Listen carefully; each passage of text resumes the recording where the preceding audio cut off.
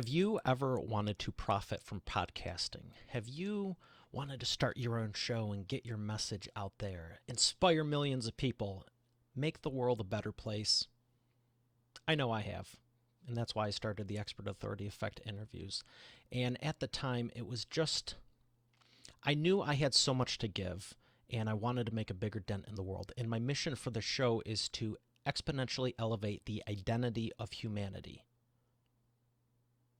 I had no idea where to start. I had no idea where I was going to get guests. I had no idea what I was going to do.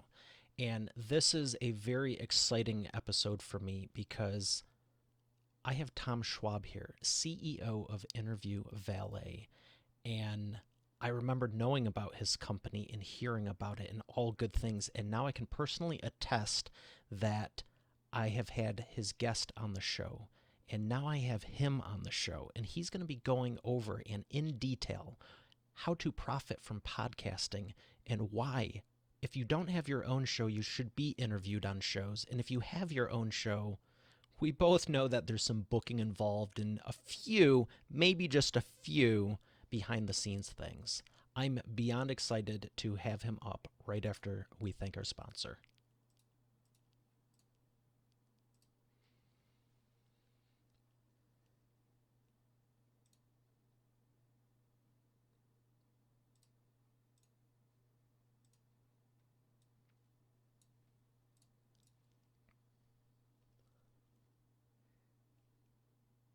Ladies and gentlemen, here he is, Mr. Tom Schwab. Tom, how are you doing today?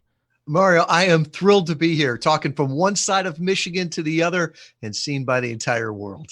Isn't it amazing what we can do with our own shows now and getting our message out there? Yeah, we're both in Michigan. I'm on the east side. You're on the west side. But we both have clients globally. What is your take on that? Why do you think we have this opportunity now and it wasn't available years ago? Oh, I mean, the world has changed. There's a lot of problems in the world today, but there is no better time to be alive. You think about it, the technology that we have, the president of the United States didn't have 2 decades ago. And now any entrepreneur can do that. And I think it's really changed. We live in a world of abundance, abundant choices, abundant calories, and abundant customers.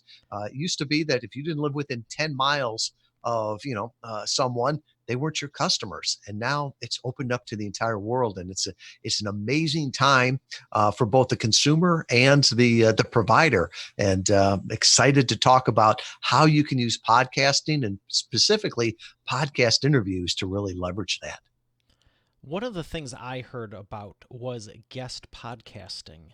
And like I said in the intro, if you don't have a show, I personally think you should create one. It's one of the coolest things I've done. But you can still be on shows. How did you first start getting on shows? Well, my background is inbound marketing, using content to attract, engage, and delight customers. And one of the hacks we used a dozen years ago was guest blogging, right? So instead of me writing a blog, putting it on my website and having it seen by 3 people, one of them probably being my mother, you take that blog and you put it on an established site, a Wall Street Journal, a Huffington Post, something like that, to get in front of the audience and then to get them to move back, get that know, like, and trust. And I hypothesized back in 2014 that you could use podcast interviews just like we used to use guest blogs. So I started to test it on myself and a few other people, and we're just amazed by it. At first I thought, it's a niche, it's a personality, but the more we tested it, the more we realized that it is a provable system. And I always say that it's the same system my grandfather used, before the internet. How did he meet customers? Well, he'd go and was introduced by a respected authority, could have been at the country club, and he would get in on the conversation they were being introduced, and tapping into the audience that way. And that's what we're doing today. While he might not have understood the technology we're using, he'd be like, oh yeah, that's the strategy we've always used.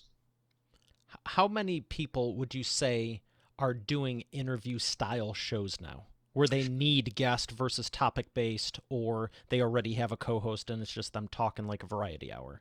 Yeah, great question. Right now, the studies say there's about 700,000 podcasts. Of those, about 250 have been live within the last 30 days. So with that, of that, you're talking about a third of them are interview based. So if you look at that and say 250,000, there's probably 80,000 that are interview based. And while people look at that and say, well, how many do you actually need? If you know what your audience is and who you need to talk to, it's more of a targeted game than a shotgun. But there is all kinds of opportunity out there, and people are looking for content. They're looking for experts. They're looking for authorities. So it's an easy way to do it. It's a fun way to do it. We've had clients before where I would tell them, would you drive across town to talk to 10 ideal customers? And they're like, yeah. Like, would you drive across state to talk to 100? Would you get in an airplane to talk to 1,000? And you can see the introverts just start, their face goes funny. And it's like, no, I don't want to get up on stage. And I'm like, don't worry about it. You don't have to. You can sit in your office, your home, and talk to these people just like we're doing now. What are the biggest benefits you've seen from being on other shows? Yeah. To me, I think it's exposure brings opportunity, right? Our biggest problem we have today is obscurity, right? There's thousands of people, millions of people you could help with your current product or service. There's only one problem. They don't know you exist. So the question is like, how do you break into that? And so to me, exposure brings opportunity. And we've seen people, use podcast interviews to fill their funnel, right? To get the traffic, to get the leads, to get the customers. We've seen people use it as a virtual book tour. Instead of going to Barnes and Noble, just get on a podcast and talk about your book. Other ones are using it to do a product launch where they'll just record all the interviews and have them all launch right around the time of the product launch. We've got some clients that are just doing it for the SEO value. Think about it. When you're in a podcast, they're sending a backlink to your website. That is a clean signal from their website to your website that this is a good site, and please rank that higher. And you think about it, we've got some clients that are doing it just for the SEO value. And if you said, do you want to go on Tim Ferriss's podcast, or do you want to go on a undergraduate podcast from Harvard University? Harvard University currently has 34 podcasts. They would look and say, I'll take the one from the undergrad at Harvard. Wouldn't you like a backlink that says harvard.edu? One of the easiest ways to do that is provide value to one of their podcasts by being a guest. That is phenomenal. I love how you were inspired to start your company with what you were already doing with the blogging. So you transitioned it into Interview Valet. Whenabouts did you start this? So, I wish I could say it was this great plan that I had thought out the entire way. In 2014, I started to test it. I was in a mastermind with a few friends and was helping them with their digital marketing while I was on between companies on my sabbatical. And it was working really well. And somebody said, well, you should start an agency to do this. And I'm like, I know what it takes to get into an agency. And I'm like, I'm going to write a book. Well, I wrote the book. It still sells really well. I give more away than I sell. And then I wrote a course. And Mario, I never took the course out of beta. It sold really well, but people weren't getting the results with it. And when I actually talked with them, they said, I want to be the guest. You take care of all the rest. I just want to perform. I think one client said Sinatra only sang. He said, that's what he did. I want to be Sinatra. You take care of everything else. So based on that feedback, in the end of 2015, we started to beta test what became Interview Valet. We beta tested it for about 2 quarters. And when it was working so well, in the spring of 2016, we launched it. And now it's grown to a team of 16, all geographically diverse. Not everybody wants to live in Kalamazoo, Michigan. And we serve about 100 clients.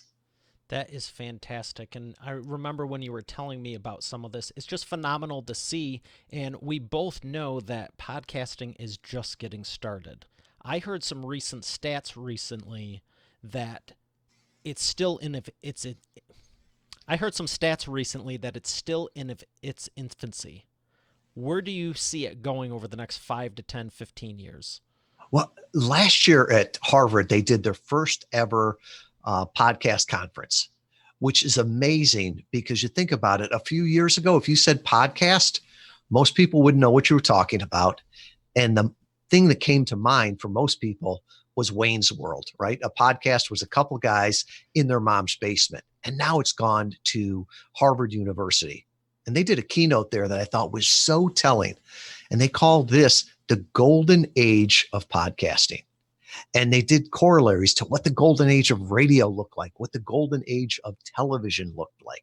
So I think we are definitely still at its infancy. We're still trying to figure out everything that goes with it. And the pace is going so much faster that the adoption is faster.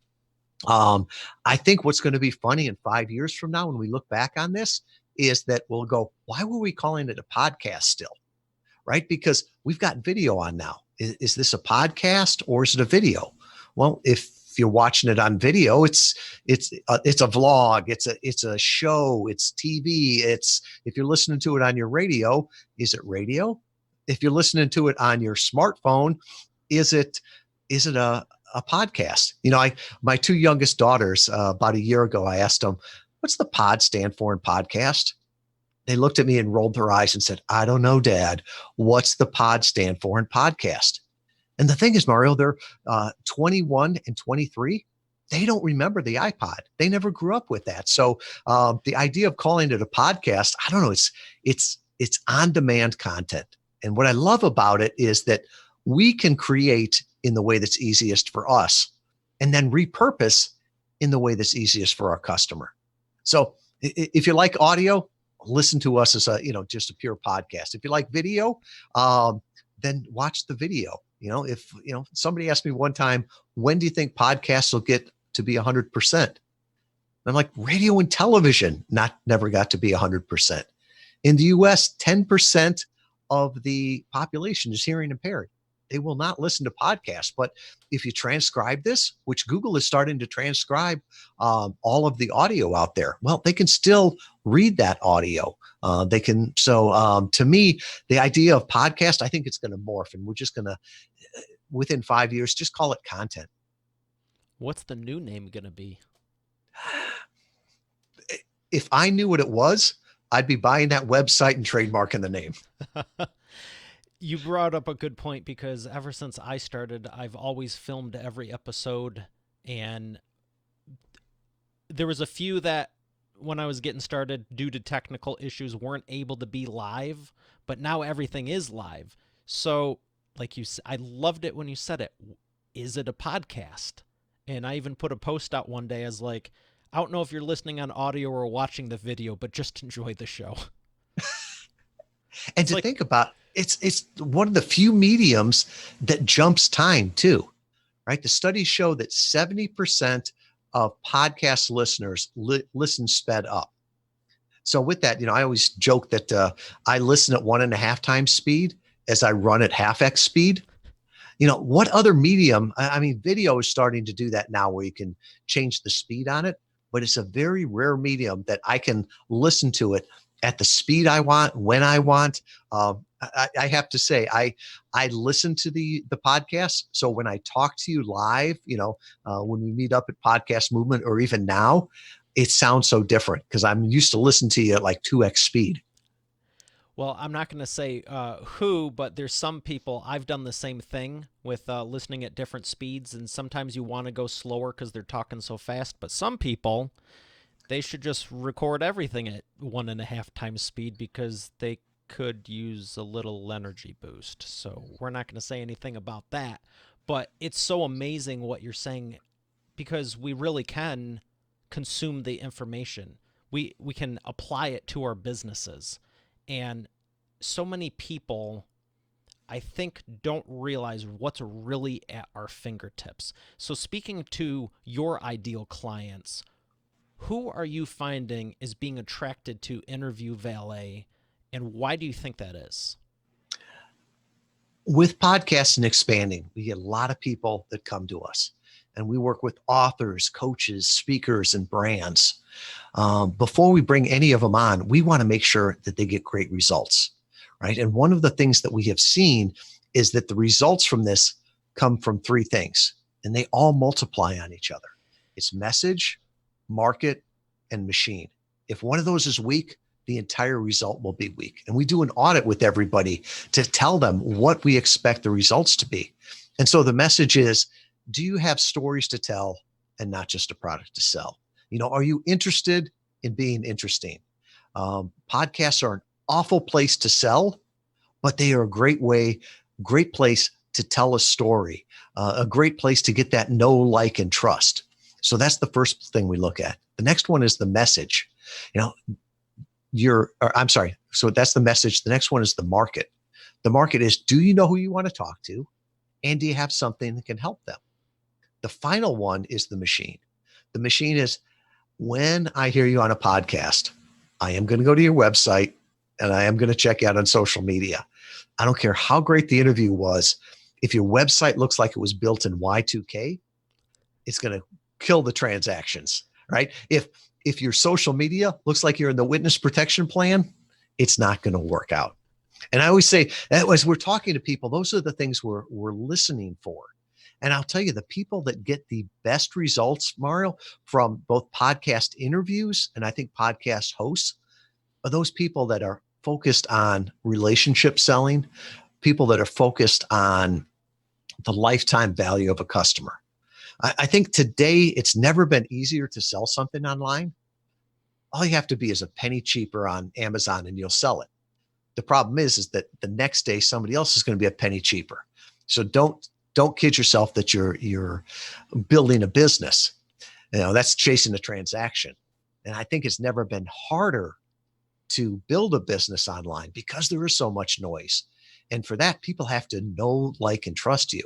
And for those people that are willing to put in the effort, to be a podcast guest, to be a podcast host, to put the videos out there, to stand out, to build that relationship, I think, there's no better time to be alive.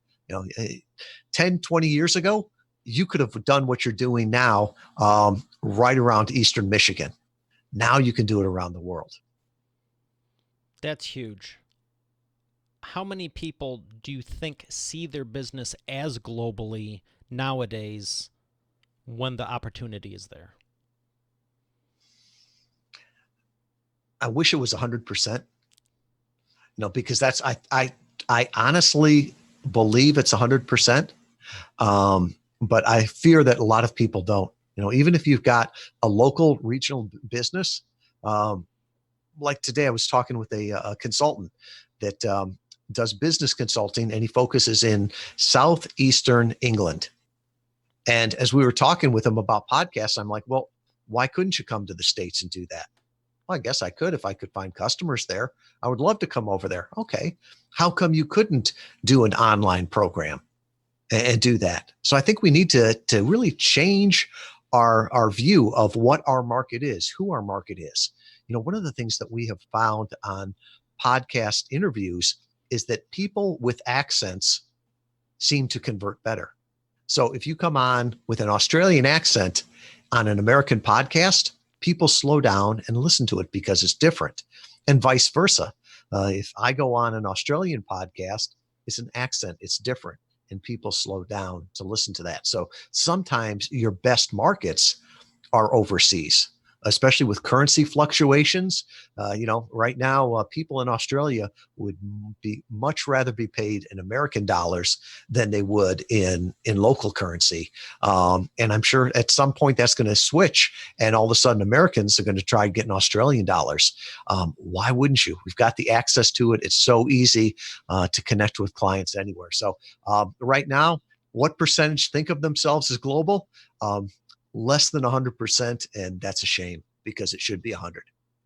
Well, you're sharing some great insights there, and you piqued my interest because I've had people on the show from Australia, and I'm thinking, have I been on any Australian podcast, and now I want to be on a couple. So thank you for that for me. But it is so true because you can access anyone around the world. When people say, how do I get more clients? I go, we have, these are not websites anymore. They're not just websites. We have online databases the government didn't even have 20 years ago, and we're volunteering the information. And I LinkedIn, would, YouTube, Facebook, Twitter. You can find anything on anyone if you have the patience for about a minute and a half to just run a search and use a little common sense. and I would argue if somebody says, how can I find more clients? That's the wrong question to ask. The question to ask today is, how can I find better clients? Right? Because, how many clients can we all take care of? How many can we serve? We are not Google, right? We've got a finite amount. So the thing is not buying or finding more clients, it's finding better clients, because those clients that love you and that you have the ideal product for, they'll pay more for it because it's better value. They'll stay with you longer. So there'll be less churn, more lifetime value. They'll become your advocates. They'll find other people for you. So I think in this day and age, it's really not more, it's better. I love that you brought that up because I want to talk about your clients and what you were talking about on Harvard with the SEO, because I was actually going to ask you about that with the .edu extension. For anyone who doesn't know, it's great to have authority links and universities, EDUs, government. Those are all, from an SEO standpoint, ranked higher than just .com or just John Q public access emails. How many people, how many of your clients come on and say, I want to get on those type of things versus you educating them? I think the vast majority of them is an education issue. And you're right, because the power of a backlink at times can be tied to either the popularity of the website, the authority, which is called a Moz score typically, or also the domain. So .org, .com, .net, those are all lower ranking ones. But if you got one that's like .edu or .gov, that is so powerful. So it doesn't even have to be harvard.edu. If I was on Kalamazoo Valley Community College's podcast, and they don't have one yet, that backlink there at kvcc.edu would probably be more valuable than one from, you name the biggest podcaster out there. And those are the things when you're talking about leverage. It's not just, do you want to do 100 interviews? It's about what you're saying, doing those 10 interviews that are the right ones. Now, I would suggest, and I think you would too, correct me if I'm wrong, but do 100 interviews of the right one, but make sure they are the right ones. I I have done over 1,200 podcast interviews, and people are amazed by that. They're amazed, and I'm a little bit embarrassed. When we first started on this, we were learning the system, what worked, what didn't. And I would say of those 1,200, half of them, maybe less than half, really moved the needle. And that's, when right now there's 700,000 podcasts. You don't have the time to go on all of those. You just need to find the ones that are going to make a difference. And our algorithm really looks at four things as we pick podcasts. We'll look at the podcast itself. We'll look at the website for those backlinks. We'll look for the reach, which is, their social media and their email. And then we'll look at experience with previous guests. And now that's not something that everybody has exposure to, but I'll give you a hint or an insight that we've seen. Podcasts like this, where it's a true discussion, right? It's an engaging conversation. Those always convert better than the podcasts that ask the same 5 or 6 questions, because those are really hard for people to get to know, like, and trust you. Well, I appreciate you for telling me that because it's a good reminder for me, and also just the questions before I was designing it. Like I said early on, I had no idea what I was doing. I just know I want to impact millions of lives, and you just kind of figured out that's kind of my style. But it's so much more fun if you just break this down. Like, we're in person and talking to someone you want to actually build a relationship with and be friends with and know for the next 10, 20 years, what would you be asking them versus, oh, this is someone I have to talk to.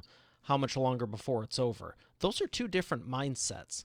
Let me ask you, how do you train your guest to be I would venture to say a lot of them already are, but I know you're doing extra stuff because I've noticed it.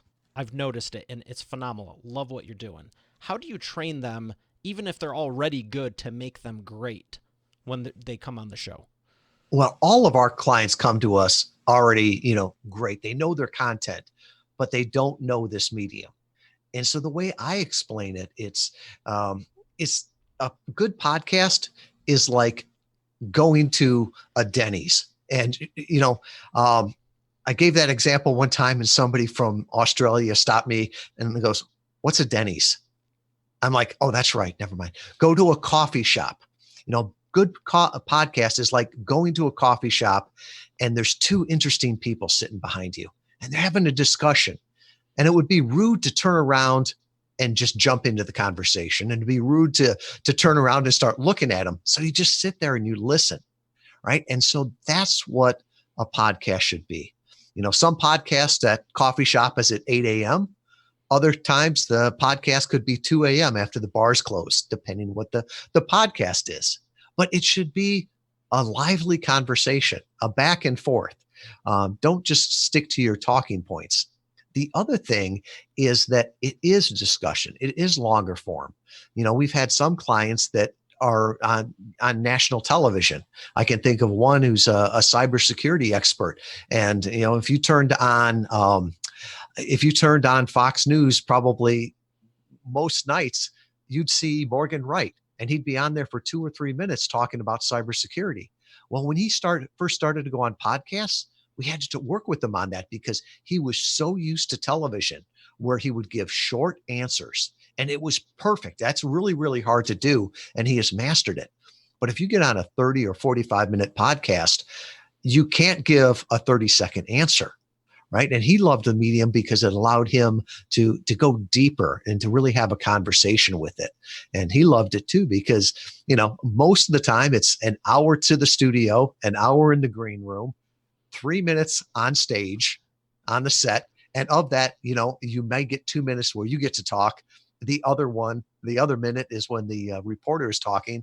And then it's another hour home. So all of a sudden it's 4 hours to get 2 minutes of airtime. Whereas he loved it. He could do the podcast interviews from anywhere and, 30 or 45 minutes, get it done. But really, it's educating them on the medium, what works best. And the other thing we do is we always listen to our clients' first few podcasts just to give them feedback on it. The good, the bad, the ugly. I remember one time being asked, "What was the last podcast you listened to?" And I had to laugh, and I said it was Adoption Now. And there was dead silence. And I said, it's like, well, what's a 53-year-old man? Are you looking to adopt? I'm like, no, it was one of our clients was on this podcast, Adoption Now. It was amazing. I can learn all kinds of new things. I would have never thought about that. That's a great story, and I love the process you take them through. Thank you for sharing the behind the scenes with it. Tell me about the biggest transformation one of your clients has had from using Interview Valet. I would have to say there's a lot of them, but to me, the ones that are most impactful are the ones where you meet this person and it's like, how come I didn't know about them before? They're so insightful. And then for them to come back afterwards. And, I can think of one who's a consultant, right? A professional consultant.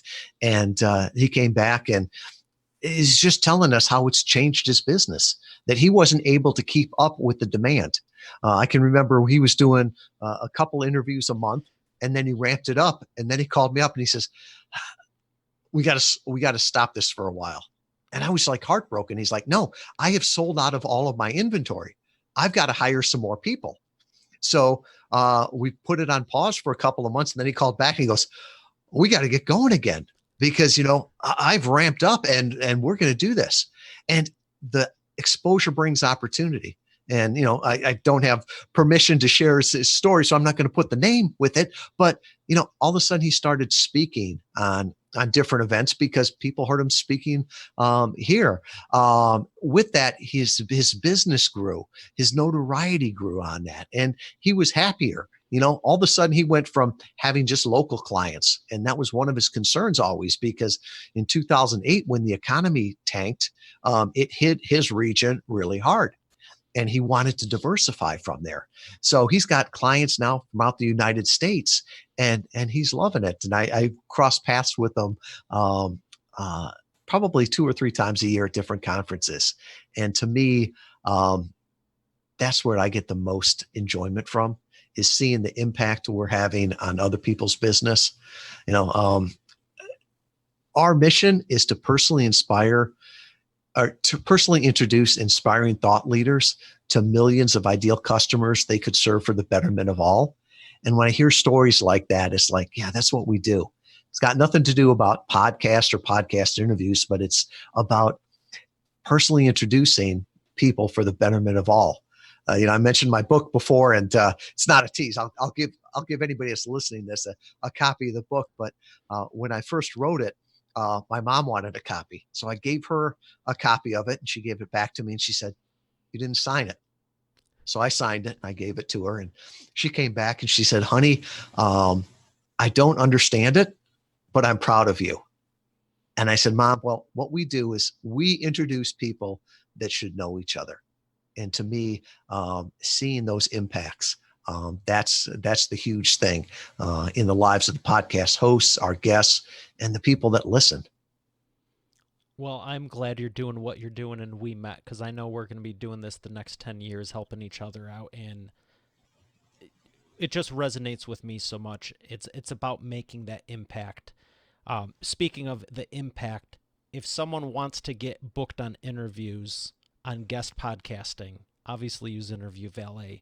But how many episodes would you say, how many shows would you say they should realistically expect to have to go on to start seeing the needle moved? Is it one episode, 10, 20, 100? People say, how many interviews does it take? Well, just one, right? How many TV shows do you have to be on to make it big? Well, if it's just Oprah, and I know she's not on anymore. If Oprah's the only one you're ever on, then the answer is one. Chances are, though, you're going to have to do more than that, right? And one of the things that we have found with our clients is that if you try doing just one or two of anything, it'll never work, right? If you tried 1 or 2 episodes of your podcast, it never would have gotten the traction it has. You never would have gotten as proficient as you have. So from that standpoint, I look at that and say, give it a good test, right? Get good with it, get comfortable with it. Even, a Broadway play works its way up to Broadway. And if you're just starting out, look at doing that.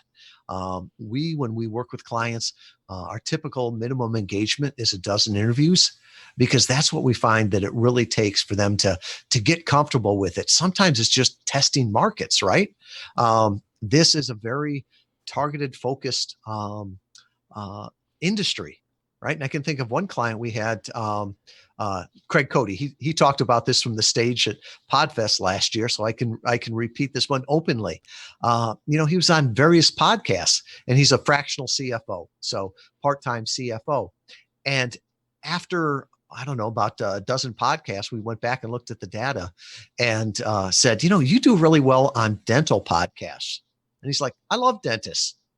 And for like the next 6 months, he was just on dental podcasts. And, it was like, for him, they were smaller podcasts, but it was like fish in a barrel. So from that standpoint, I always say, continue to do it, get comfortable with it. For some people, that means doing a couple interviews a month. For other people, they want to, really ramp it up, and they might be doing, an interview a week. Other people, that if they've got like a launch, they may say, hey, I want to do, 24 or 30 interviews. I'm going to get them done now. And when my book launches in 4 or 5 months, I want them all to go right there. We call it a lightning strike, so that everybody hears about it at the same time and, buys the book and gets them on a chart. That's a great way to do it. And I wanted to ask you, do Do you tell the host of the show, hey, we're going to have them on your show, but don't release it until, let's say, 90 days out? The host is serving us, right? The host is it's their platform. I never tell the host anything because I honor you and your platform. This is your platform. We do ask, right? So before we even do that, we could say, hey, this is launching on this date. Could you launch that right around that time? And if you plan out enough in head, they can do that. If you start too far, if you don't start in time, you're going to have problems. I often say that podcasts are like restaurants and doctor's offices, right? If there's not a waiting list, there's probably a reason, and a reason you don't want to be there. So like with authors, we're telling them start 3, 4, 5 months ahead of time. And really it's wonderful because they can time shift then. When that book launches, there's a lot of things to do. But if you already recorded the interview 2 months before that or 3 months before that, man, that's one less thing on your plate. But we always ask the host, and we work really well together with the host. But I pushed back on that to tell the host. Well, I appreciate the com- well, I appreciate the sincerity because you're right. It is the other person's show and everything. I was curious how you do coordinate it because it is a great thing to do. I've told my clients when we're helping them publish books, when you have your launch team, when you have other people helping you promote it, just coordinate it. All it is a question. And I, again, this is, I guess, new to me, even though I'm pushing 100 plus episodes. However, it's some of the common sense stuff, like you just said. Just ask them and you can coordinate. And I literally asked you that because I was like, oh my gosh, I should do that for one of my next books. I wonder how he's doing this. Yeah, Common and sense. people want to help you. It's one of the things I love about the podcasting industry right now is that we're all in this together. We're working together. Cliff Ravenscraft, who is known as the podcast answer man, he's one of the godfathers of podcasting. I remember what he said a few years ago. He said, "This industry, we're all working together. The competition are those people that don't know what a podcast is." He said, when we get as saturated as radio and television, then we can put the guns on each other. But until that, we're all on the same team. We're all in this together, and that's one of the things I love about podcasting. Is it's a very friendly, helpful industry where everybody wants everybody else to win. I agree. And I've noticed it's one of the most generous communities that I've been a part of, and it's been a lot of fun. So if you haven't thought about starting a show, I will personally tell you you should. And if you have and you're not using internet interview valet, you definitely should because they have their stuff together. And this is a true blessing for me to even have Tom on the show. And like I said, I've had his clients on the show in the past also, and I can't wait to have more. So you've mentioned a lot about books and authors and coaches, and I want to ask you, how has your book helped your business? Oh, to me, even if I never sold a copy of the book or printed the book, it was so beneficial for me to think through it and write it out. So it made it clear in my head. So, if it would have stopped right there, it was worth every painful minute it did to take it to that place. That being said, to be able to have a book and to reference it, to give it to people, it's one of the best referral tools. I can't be there every time to tell people what I do, but I'll give friends the book and say, if you can bless anybody with this, share it with them. And it's amazing how they get circulated around, how it gets quoted. There's a study out there that says a published author is more respected than a PhD. Well, as tough as it was to write the book, because I'm not a natural writer, I'm an engineer by heart. I always say, English is my second language. I'm not sure what my first one is. Um, but it has such an impact, and it was much easier than going back and getting a PhD. And the thing is that nobody reads your PhD dissertation. People will read your book.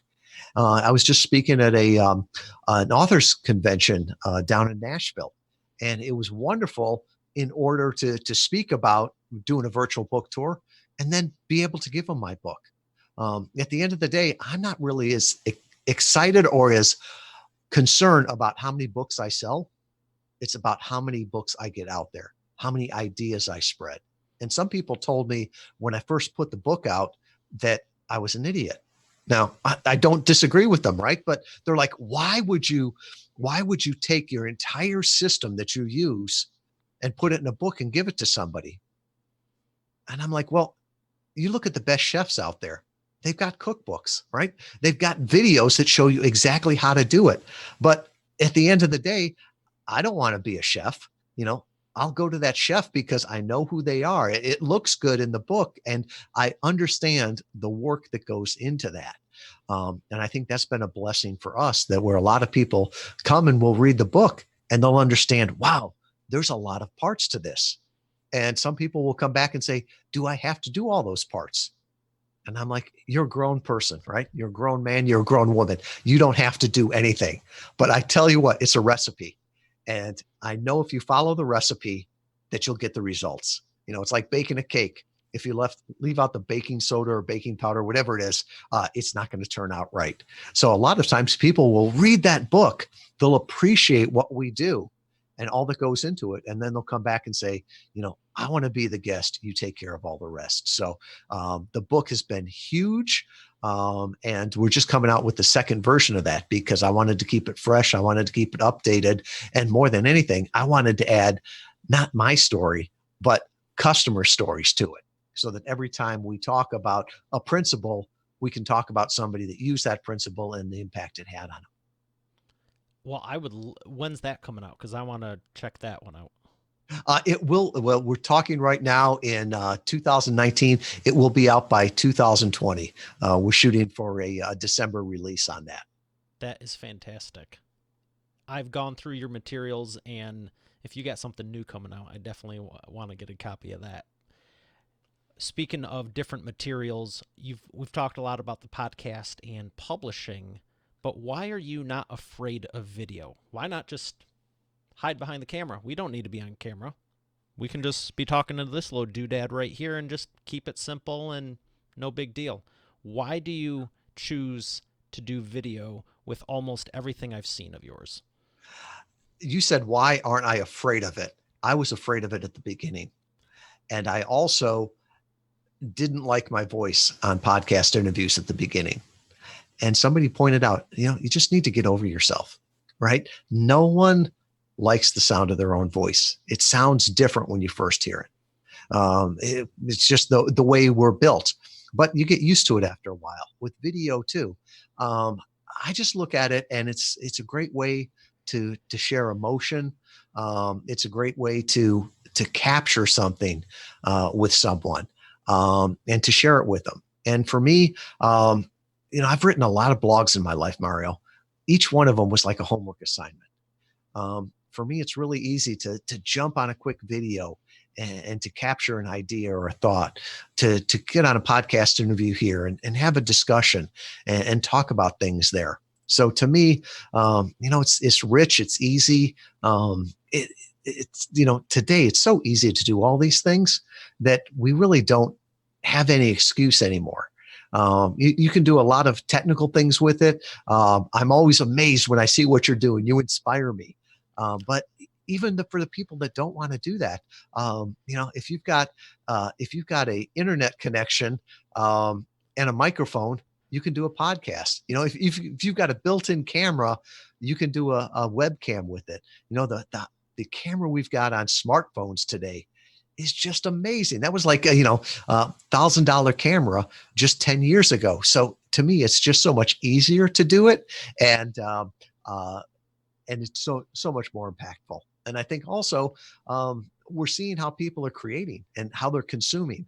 And when I see the engagement on a post in social media where it's, you know, 50 words compared to a 2-minute video, it's like those 50 words are going to take me longer to do than the 2-minute video. So why wouldn't I do that? And the other thing too is I have never had a spelling error or a typing error in any one of my videos. I cannot say that about any of my other content. I love that. I failed English 7 times, and it's a miracle I got my first book out, let alone other ones. And I, I agree. Right? No spelling errors here. Just No video has ever been, did people make fun of your video because you used the wrong there, or there?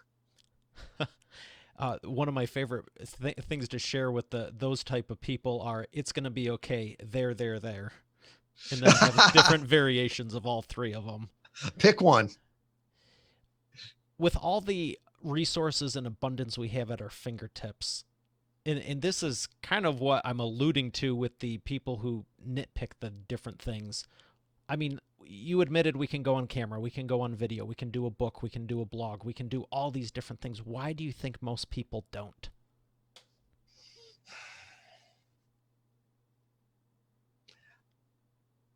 I think, and I want to be honest and real on this one, and because it's not like I just turned on the video and was comfortable the very first time. The first time I got on a podcast interview, I was not comfortable.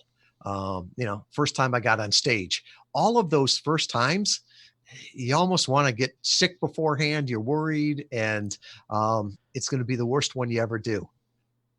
But you know what? You got to get over that. You've got to learn. You've got to put it out there. And so I think for a lot of people, it's that that initial uncomfortableness. And then I think a lot of people get over that initial uncomfortableness and then they don't see the results right away.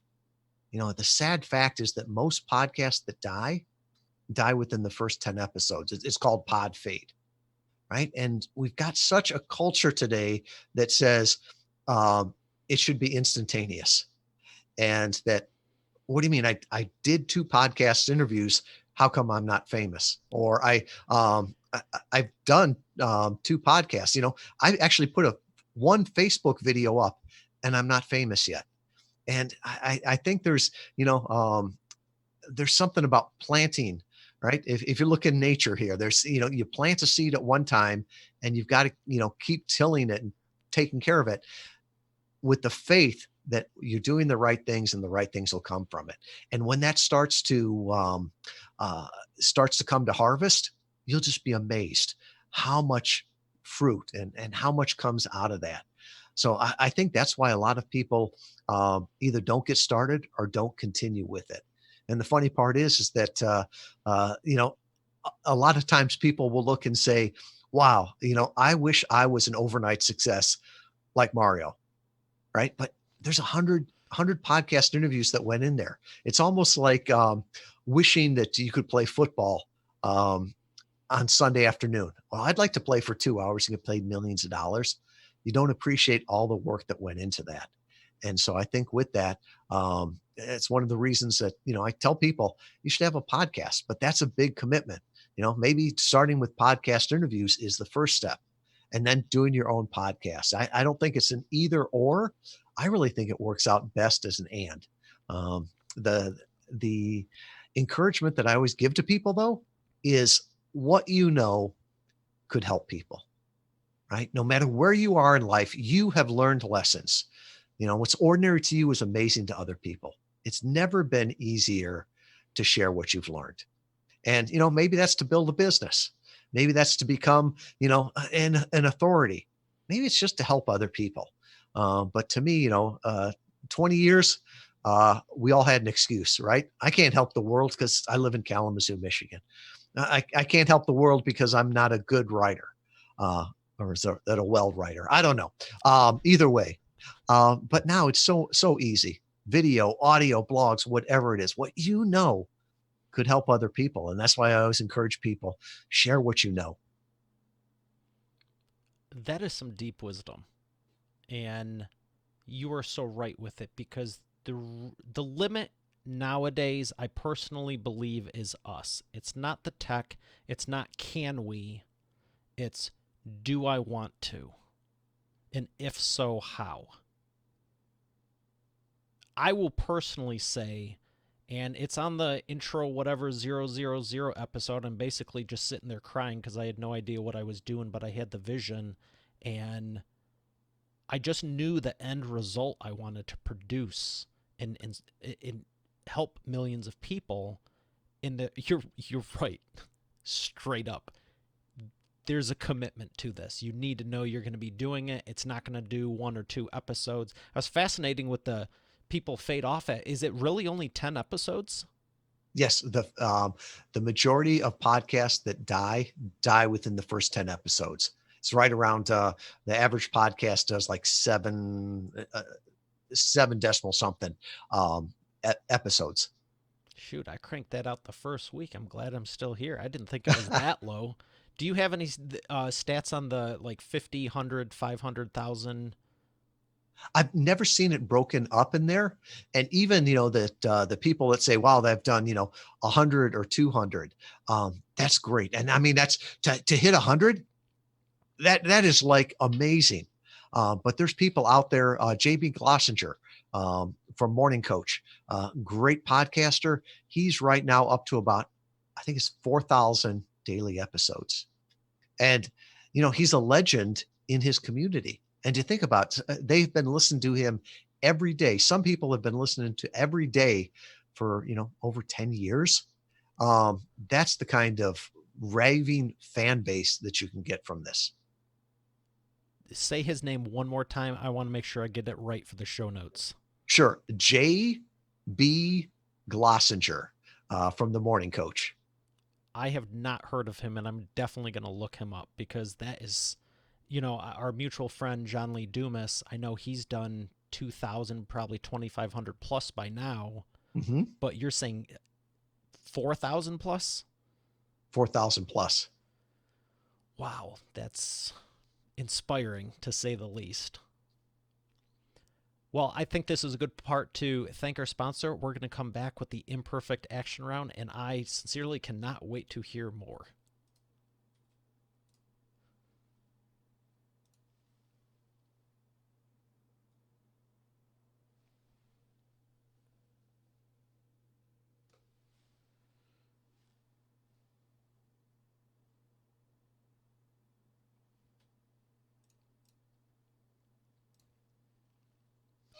All right, Tom, we are back with the Imperfect Action Round. Are you ready to take imperfect action? I am.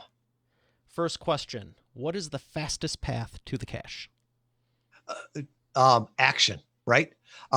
You've got to go towards it. So from that, like I said before, your biggest problem is obscurity. So find a way to get your message out there, whatever it is. If it's telling your friends, telling your family, getting on a podcast, being on a podcast, you don't want to be the best kept secret. And the product you have right now, no matter what it is, product, service, it could help someone. It might not help everybody. It may not be perfect, but there's someone tonight praying that your product exists or service. Excellent. Number 2, what is the biggest problem you see your prospects making and the fastest way they can fix it? With that, the biggest problem is thinking they need to talk to everyone. Not everyone needs to know about you, right? There's billions of people right now. You cannot serve billions of people. What we talked about before, don't look at getting more clients, looking at getting better clients. That will grow your business. Number 3, what is the best way to maximize customer lifetime value? Well, you know what I'm going to say on this, right? Get them to know, like, and trust you. With that, they have to know the heart and soul behind the company. What's your mission? Why do you do it? What's your vision? People will buy into that. If you don't do that, you're going to be selling a commodity. And like I said before, commodities is a race to the bottom. You want people that buy into your mission, your vision, where you're going, that are there with you for the long term. That will get your lifetime value. Leaders are readers. What is a good book you could recommend? The one that I just finished that blew my mind was When by Daniel Pink. He talks about time and what an impact it has on how we work, how we perform. And really, as I looked at that, it's such an artificial thing that we've just created, but yet it controls our entire life. So if you have time, and none of us have any time, we've all got the same amount of time. Check out When by Daniel Pink. Excellent. Well, I'm enjoying this. I would love to do half day training with you and help tens of thousands and millions of people. I know we did great, though. It was a pleasure having you on here. Where can we learn more at? So I always make this as easy as possible. Our testing has already shown this. The easiest place to go is just interviewvalet.com/expert authority. So everything that Mario and I talk about will be there. I've mentioned the book. The free copy of the book is right there. Podcast Guest Profits, How to Grow Your Business with a Targeted Interview Strategy. I'll put the checklist that I use for every podcast interview. Um, Checklists are written in blood. Make sure it's somebody else's blood. Don't learn from your own mistakes. It's painful. Learn from somebody else's mistakes. And then finally, Mario, I'll put all my social media, my email there, and a calendar scheduling link. So if I can be of any service to anybody, just go to interviewvalet.com/expert authority. I gotta say, for anyone that's listening to this, watching this, if you ever want to be on my show or any others, you need to follow what Tom's doing. I'm smiling ear to ear because you nailed it, and thank you for making it easier for me and my team. I will make sure it is on the show notes. I can't wait to get more of your guests because you guys are awesome, like sincerely. Mario, the only way this could have been better is if we were both sitting in the same studio doing it live. And I hope that will happen very soon, that our paths will cross, and anything that we can do to support you. Love what you're doing. And can I just give a quick shout out for you? Anybody that says doing a podcast is easy has never done it or never done it well. Now throw in video on there too, and that's even tougher, right? So if you're listening to this, if you're watching this, show your love, show your appreciation, leave a rating and review. And the reason for that is not just to show Mario, hey, I like it, but it's to let other people know. The search engines work where that's a big signal, and what you say matters, and that's going to help other people be blessed by this. So, take a few minutes, leave a rating and review. I sincerely appreciate that. It means a lot. And as far as the in studio, you just alluded to my phase 5 for the show. I definitely plan on having the top guest back in studio, and we'll make it happen. I definitely would love to have you there. Thank you.